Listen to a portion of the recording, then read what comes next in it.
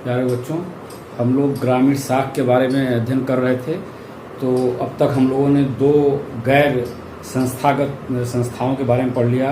पहला महाजन, जिसको सेठ साहूकार भी कहते हैं, दूसरा देसी बैंकर्स।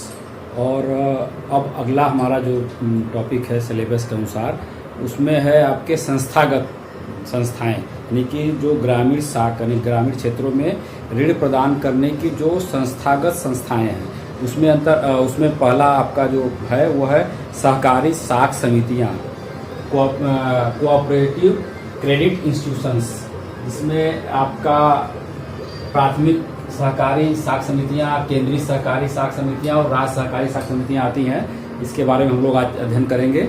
उससे पहले जो है ये सहकारी या सहकारिता आंदोलन जिसे कहते आया शब्द आता है, तो ये है क्या, इसके बारे में जाना। यह एक विचारधारा है जो सहकारिता का एक है या कोऑपरेशन है या सहकारिता का, ये एक विचारधारा है जो कमज़ोर तबके यानी कि आर्थिक दृष्टि से जो कमज़ोर लोग हैं वो अपना एक संयुक्त रूप से प्रयास करते मिल करके जो आर्थिक रूप से संपन्न वर्ग है उनके शोषण से बचने का उपाय ढूंढते हैं, मिला है वो चीज़ें हैं। और अगर हम इसकी बात करें कि ये करीब 17वीं शताब्दी में जर्मनी में इसका शुरुआत होता है। इसमें दो व्यक्ति होते हैं, 19वीं शताब्दी सॉरी, वो है हर्मन शुल्जे डेलिस और फ्रेडरिक विलियम रेपिसन। इन्होंने कुछ इस तरह का काम आंदोलन कार्यक्रम शुरू किया, लोगों के बारे में विचार दिया कि जो आर्थिक रूप से कमज़ोर लोग हैं वो अगर साथ रूप आकर के मिल जाते हैं और एक संयुक्त प्रयास करते हैं तो उनको वो अपने आप को अच्छे से डेवलप कर सकते हैं और उनको ऋणग्रस्तता से मुक्ति मिल सकती है। तो आइए इस बातों को शुरू करते हैं और सहकारिता के बारे में बात कर लेते हैं। तो इसका जो कॉन्सेप्ट आया सहकारिता का, वो आया कि आर्थिक दृष्टि के जो कमज़ोर लोग हैं वो आर्थिक दृष्टि से मजबूत लोगों के शोषण से बचाव के लिए एक संयुक्त संगठन बनाएंगे। यानी कि जो लोग जिनका आय कम है, जो खेतीबाड़ी करने के लिए जमींदारों से, साहूकारों से, देसी बैंकरों से उधार लेते हैं और उसी ऋण में ग्रस्त हो जाते हैं और अपनी जमीन भी हाथ से खो देते हैं, उन्हीं लोगों के लिए विचार आया कि वो एक संयुक्त प्रयास करें और फिर अपने आप को जो है सुविधा संपन्न बनाएं, आर्थिक रूप से सबल बनाएं। इसका मुख्य है एक विचार जैसे कि प्रत्येक सबके लिए, यानी कि सहकारिता में के अंदर का जो लोग भी शामिल होते हैं वो सबके लिए होता है। यानी कि एक व्यक्ति ये मान लीजिए सहकारिता, इसके अंदर जो भी व्यक्ति आया, जो भी लोग आए, वो सब एक व्यक्ति सबके लिए काम करेगा, सबके लिए सबका हो जाता है और सब प्रत्येक के लिए। और ये जो इसके अंदर जो भी उत्पादन होगा, जो भी चीजें हैं, वो सब प्रत्येक के लिए हो जाता है। यानी प्रत्येक सबके लिए और सब प्रत्येक के लिए, यानी कि एक इंडिविजुअल व्यक्ति सभी लोगों का ओनरशिप या सबके लिए हो जाता है, उपलब्ध हो जाता है। और जो कुछ भी सब है उसके अंदर सहकारिता में जो कुछ भी है वो उस इंडिविजुअल व्यक्ति के लिए हो जाता है। तो ये एक विचारधारा है जो कि एक अत्यंत उज्ज्वल पवित्र चीज है कि आप अपने आप को समाज के लिए न्यौछावर कर दीजिए और समस्त समाज आपका हो जाता है। इसी भाव पे काम करता है आपका लोकतंत्र, काम करता है जो आपका डेमोक्रेसी है, कि डेमोक्रेसी में कोई व्यक्ति का इंडिविजुअल अस्तित्व नहीं होता है, वो उस लोकतंत्र के लिए होता है और वो लोकतंत्र उसके लिए होता है।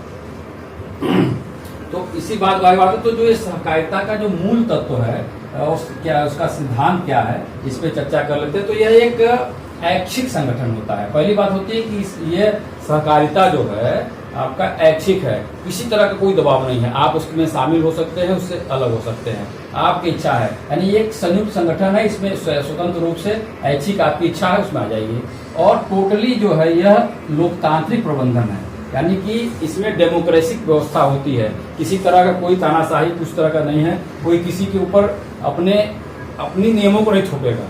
वो लोकतांत्रिक तरीके से जो निर्णय लिए जाएंगे वही चीज उसका कानून बन जाएगा। तो एकदम लोकतांत्रिक प्रबंधन होता है। पारस्परिक सहायता द्वारा आत्म सहायता, यानी एक दूसरे की सहायता करके खुद की सहायता करना, यानी कि हम अब किसी को, अगर कोई व्यक्ति उस समूह में अकेला है और सबका सहायता कर रहा है तो पूरा समूह की जिम्मेदारी बनती है कि उस व्यक्ति की सहायता की जाती है। इसका एक सिद्धांत है कि पारस्परिक सहायता द्वारा आत्म सहायता, स्वयं की सहायता। फिर आगे सामूहिक कार्य द्वारा सामूहिक कल्याण, यानी कि सब लोग मिलकर के काम करेंगे और सबका इसमें कल्याण होगा, सबका भला होगा। इससे मान लीजिए ग्रामीण क्षेत्रों में बहुत डेवलप हुआ था, बहुत प्रारंभ में, कि जब आप सब लोग मिल करके कोई एक सामाजिक कार्य करते हैं, जैसे मान लीजिए गांव का सड़क खराब है, सब लोग मिल करके उस सड़क का रिपेयर करते हैं, तो उस पर फिर पूरे समस्त गांव का ओनरशिप, सबको लाभान्वित होंगे। तो इस तरह की चीजें हैं, यानी कि सामूहिक कार्य करके सामूहिक कल्याण होता है।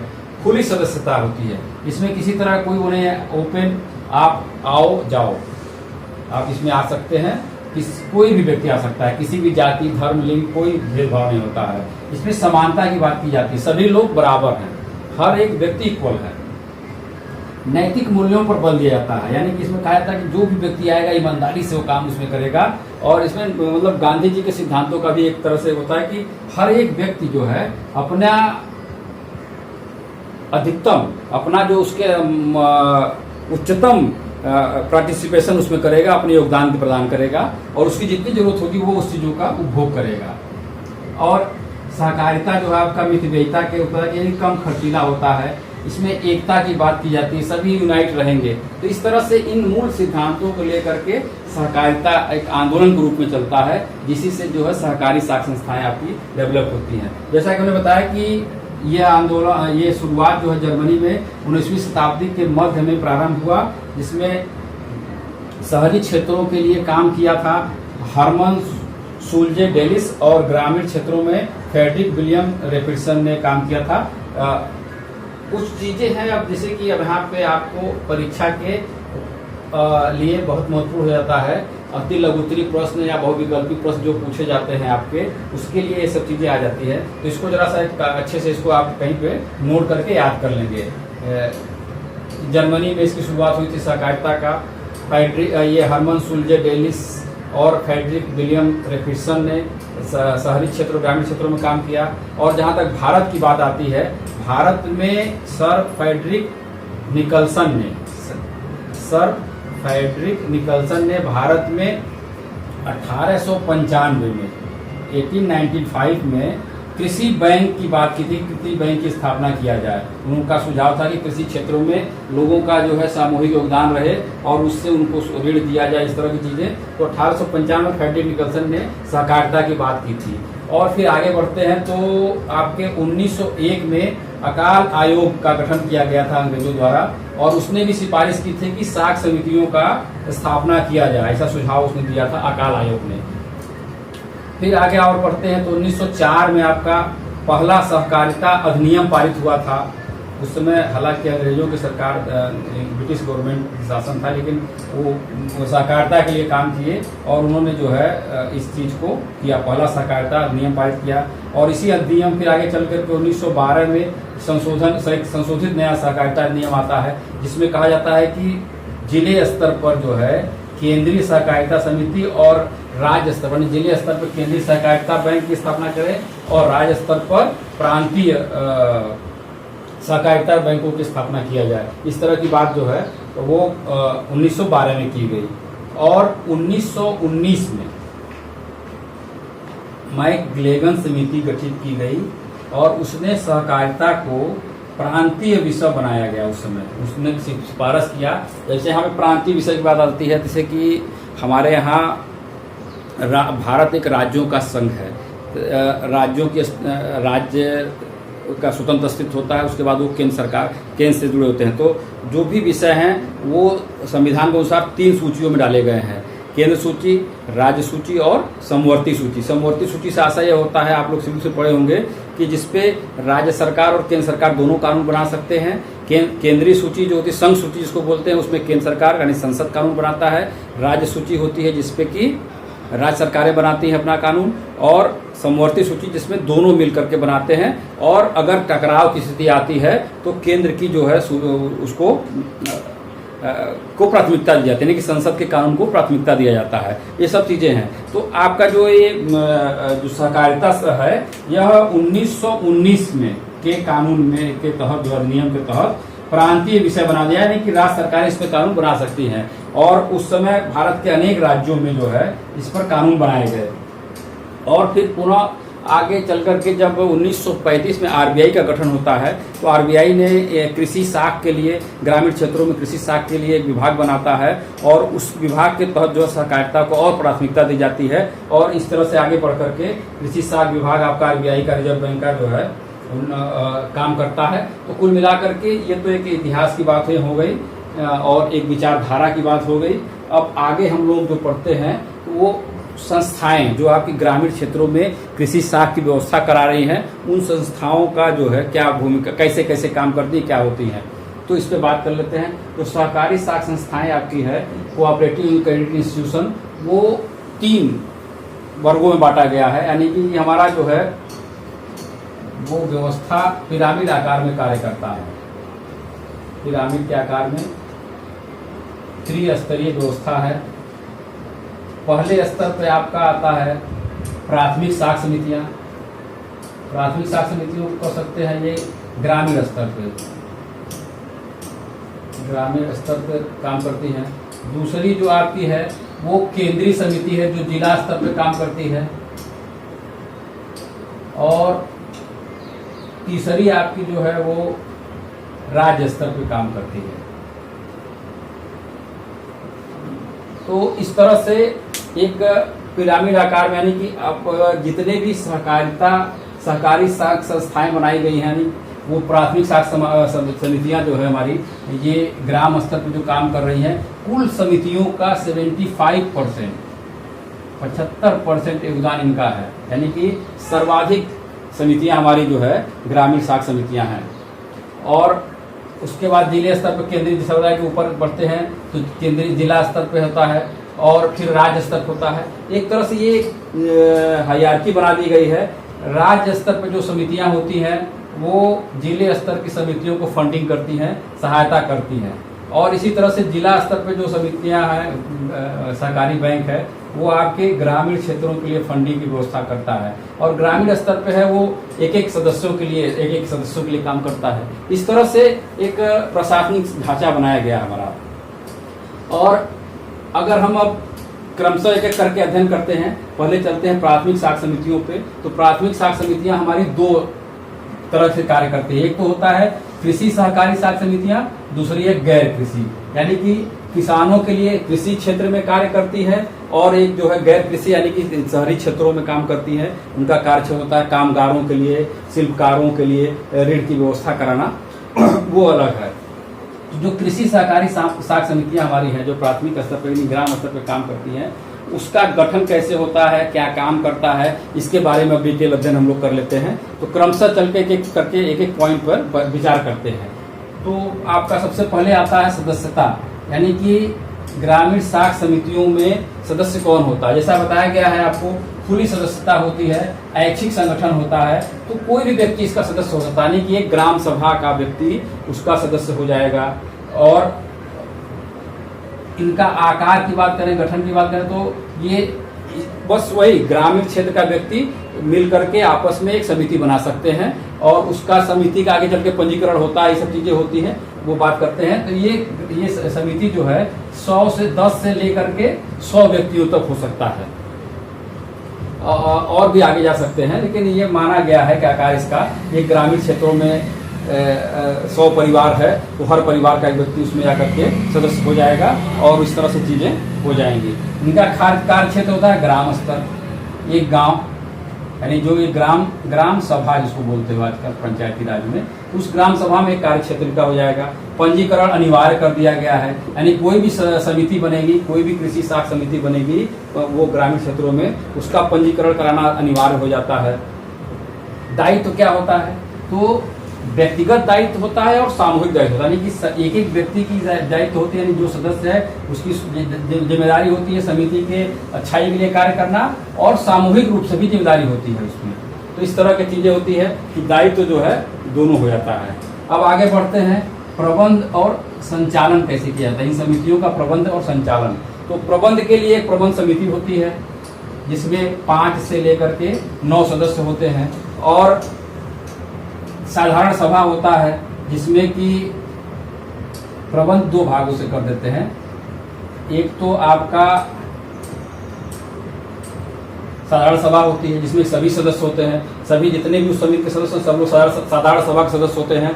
और ये इनका मुख्य काम क्या, साधारण सभा का काम होता है प्रबंध समिति का गठन करना, यानी ये जो प्रबंध समिति बनी है सब लोग मिल करके, उसी जितने भी सदस्य होते हैं वो सभी लोग मिल करके अपने प्रबंधकों की चुनाव कर लेते हैं कि हाँ ये 5 लोग, ये 7 लोग, ये 8 लोग, ये 9 लोग जो है हमारे प्रबंध समिति के सदस्य होंगे। उसमें से प्रबंध समिति के सदस्यों का गठन करता है साधारण सभा, फिर सचिव की नियुक्ति करता है कि उन 5 लोगों में, 7 लोगों में, 9 लोगों में कौन व्यक्ति जो है सचिव बनेगा। सचिव का मुख्य काम होता है समितियों कार्यभार को देखना, कैसे करना, सब ऑडिट करवाना और ऋण की व्यवस्था कराना, ये सब सारी चीजें जाकर के उच्च अधिकारियों से बात करना इत्यादि इत्यादि सचिव की जिम्मेदारी होती है। ये उनको दे दिया तो उसका चुनाव कर लेते हैं। बजट पास कराते हैं कि कौन सा काम समिति करेगी, क्या बजट होगा उसका, किस तरह से ऋण संबंधी नियम बनाते हैं, ऋण किसको दिया जाए, किसको न दिया जाए, क्या उसका होना चाहिए, कितने कब उसका भुगतान चुकाया जाए। और उसके बाद फिर जब अंकेक्षण यानी हर वार्षिक अंकेक्षण ऑडिट होता है उन समितियों का के लेखा जोखा का, तो उस पर विचार होता है, जो ऑडिटर का रिपोर्ट आता है उस पर विचार करते हैं ये। और दूसरी तरफ जो प्रबंध समिति होती है उनका क्या काम है, प्रबंध समिति का काम होता है जमा स्वीकार करना, यानी कि जो सदस्य हैं ये अपने धन को इसमें जमा करते हैं ताकि समिति के पास कुछ पूंजी आ जाएगा, जब पैसा आ जाएगा तब ना उसको ऋण देंगे। तो इस तरह से अगर किसी के पास अतिरिक्त धन है तो अपना धन जमा कर सकता है, उस पर वो समिति ब्याज भी देती है। तो ये चीजें हो जाएंगी। समिति के लिए ऋण की व्यवस्था करना, यानी कि समिति बन गया तो उसके लिए फंड कहाँ से लाएं, ग्रामीण स्तर की समिति है, जिला स्तर से बात करके जिला समितियों से, जिला बैंकों से जो है धन प्राप्त करते हैं, राज्य सरकारों से धन प्राप्त करते हैं, ताकि जो है वो आगे सदस्यों तक उस चीज को ट्रांसफर कर सके। सदस्यों से कोई ऋण देना और वसूल करना, यानी कि जो समिति के सदस्य हैं उनको ऋण दिया जाए और फिर उनको वसूलना, ये प्रबंध समिति का कार्य होता है, ये कर लेते हैं। वार्षिक आय व्यय का प्रबंध करते हैं, साधारण सभा की बैठक बुलाते हैं, यानी जो साधारण सभा ये इन लोगों को चुनती है उनकी वार्षिक बैठक भी बुलाना प्रबंध समिति का ही कार्य होता है। ये तो हो गया प्रबंध और संचालन। अब आगे बढ़ते हैं कि मताधिकार, जो ये साधारण सभा के व्यक्ति है, मताधिकार का क्या होता है। तो एक सदस्य एक मत सिद्धांत पे कार्य करता है। कोई ये समिति जो है एक सदस्य एक मत, जैसा कि देश में भी होता है, एक व्यक्ति एक वोटर होता है, एक वोट देता है, उसी तरह से इसमें भी होता है, जो सदस्य है वो एक वोट देगा और वोट के आधार पर ही इन प्रबंध के सचिव का और प्रबंध समिति के सदस्यों का चुनाव किया जाता है। अब आते हैं आगे, सबसे बड़ी बात, किसी भी संस्था को सफल होने के लिए पूंजी की आवश्यकता पड़ती है। बिना पूंजी के कोई संस्था कोई काम नहीं कर सकता। चाहे आप कितनी भी अच्छा योजना बना लीजिए, वो क्रियान्वित तभी होगा जब आपके पास धन होगा। और इस धन की व्यवस्था कौन करता है, कहाँ से आता है, तो इसके देखते हैं। ये 2 तरह की होती है, एक आंतरिक और दूसरा बाह्य। आंतरिक में क्या है, अंश पूंजी, यानी कि जो ये सदस्य हैं साधारण सभा के, जो सदस्य होते हैं यानी प्रबंध समिति के सदस्य आपके जो हैं, उनसे उनका शेयर मनी अलॉट हो जाता है कि वो शेयर खरीदते हैं, यानी कि समितियां शेयर जारी करती हैं, उन शेयर को खरीदते हैं तो वो पैसा समिति के पास आ जाता है। प्रवेश शुल्क, कोई भी व्यक्ति अगर उसकी सदस्यता ग्रहण करता है तो कुछ शुल्क लगता है, वो एंट्री फीस देता है। और सदस्यों की जमाएं, जो सदस्य हैं उनके पास अतिरिक्त धन है तो जो जमा करते हैं तो वो आपका सदस्य समिति की पूंजी हो जाती है। इस प्रकार से आंतरिक पूंजी में क्या क्या आ गया, अंश पूंजी, प्रवेश शुल्क और सदस्यों की जमाएं। आगे बढ़ते हैं, वाह जो आपका है, वाह धन कहाँ से आ रहा है, सरकार से प्राप्त ऋण, केंद्रीय और राज्य सरकारी बैंकों से प्राप्त ऋण, यानी कि सरकार, आपका राज्य सरकार है, केंद्र सरकार है, समितियों को कभी कभी धन देती रहती है, तो वो धन सरकार से। और इस जिला स्तर पर जो केंद्रीय सहकारी बैंक है या राज्य स्तर पर राज्य सहकारी बैंक है, ये भी ग्रामीण समितियों को धन देती है। तो ये चीजें हैं, ऋण के लिए देती है, बाद में अपना वो ले की अलग बात है, लेकिन वो उसके पास ये पूंजी आकर के इकट्ठा हो जाता है। अब आगे बढ़ते हैं, इन समितियों का उद्देश्य और कार्य। उद्देश्य क्या है, सीधी सी बात है, सदस्यों को कम ब्याज पर अल्पकालीन मध्यकालीन ऋण प्रदान करना। यानी कि हम यही उद्देश्य था, भाई पढ़े थे हम लोग कि आर्थिक दृष्टि से कमजोर लोग जो है आर्थिक दृष्टि से मजबूत लोगों से के शोषण से बचने के लिए आपस में एक समिति बनाते हैं, और इस तरह से सब लोग, जिसके पास पैसा है वो पैसा उसमें जमा करता है, जिसको जरूरत है वो कम ब्याज दर पे अल्पकालीन मध्यकालीन ऋण प्रदान ले लेता है, और आगे क्या करते हैं, लोगों की जमाएं स्वीकार करता है ये समिति। फिर आगे है सदस्यों, ये तो काम कर गया, और आगे है तो मोरल रूप से डेवलप करता है, सदस्यों को बचत के लिए की भावना को बढ़ावा देता है। इन समितियों का मुख्य काम ये भी काम है कि लोगों को प्रेरित करें कि आप अनाप शनाप फिजूल खर्ची न करें, और जो है अपने बचत को बढ़ावा करें और ला करके इसमें जमा करें, ताकि ये भविष्य में आपकी एक निधि तैयार हो जाएगी।